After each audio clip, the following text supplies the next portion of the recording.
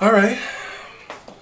I just finished my talk with the counselor from the group therapy class to sign me up, and we have tentative dates for the beginning of the classes, which I wrote down. I didn't put in Google Calendars yet, but I have the paper out there because it's faster to scribble it on a paper and then put it on this, but I have to put it on there with reminders like I did for this phone call, because at 2:30 in the morning my Google Calendar reminder went off and I'm like, oh, I have something at 10:30.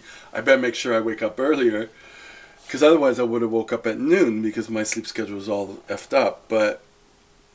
And I ended up waking up at 8. You know, it kind of works with your subconscious. So that was good. I'm tired. I'm on caffeine, but I'm still tired.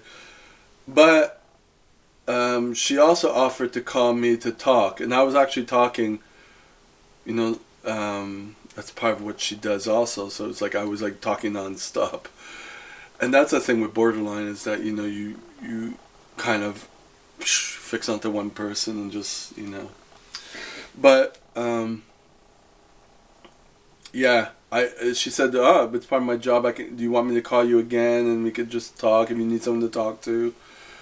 And although the psychologist said the same thing to me when Friday, when the connection wasn't working and we weren't connecting, and I was at my really frustrated, and then he asked me by email how are things, and he's like, oh, we could talk on Monday if you want. And I said, no, let's just set it for next Friday.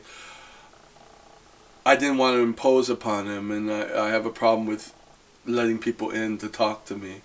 Although I want to talk to people, I have a problem with it. It's a kind of push-pull, approach avoidance type thing, Because we want it, but then we don't want to get rejected, so we push them away.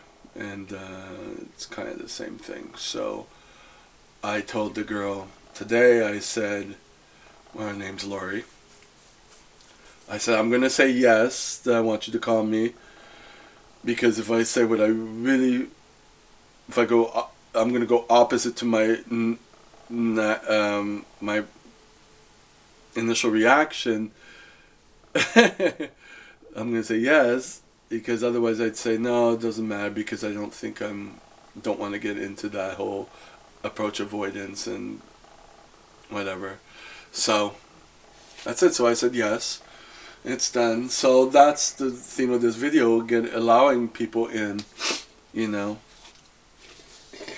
which I tend not to do, where I let bad people in, and, well, that I perceive as bad. I gotta be careful with that too, because I could think that everyone's bad, and then not everyone's bad.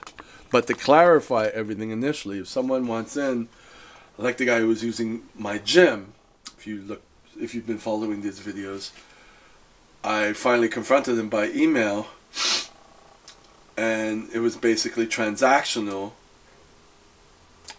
And I was charging him $5. I'm like, no, personal training is $60, even if you're using my gym. And that's it. And I didn't do that initially because I thought, well, maybe I'm trying to let him in. Maybe he really wants to be a friend or whatever. He kind of said on the back end, like, oh, I'm kind of open to friends, whatever.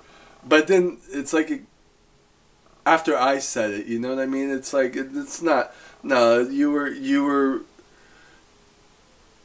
no. It's like if I had to coax that out of you, that wasn't really your intention. Or it's a really fucked up way to do it. And I'm like, no, I'm not dealing with your shit. So, that's that, but I have to clarify that more initially. So, to avoid people lingering on so long and me getting angrier and angrier with people, because I don't set the limits initially, like, why are you coming here? Why are you calling now that you know what I mean? It's like, anyways.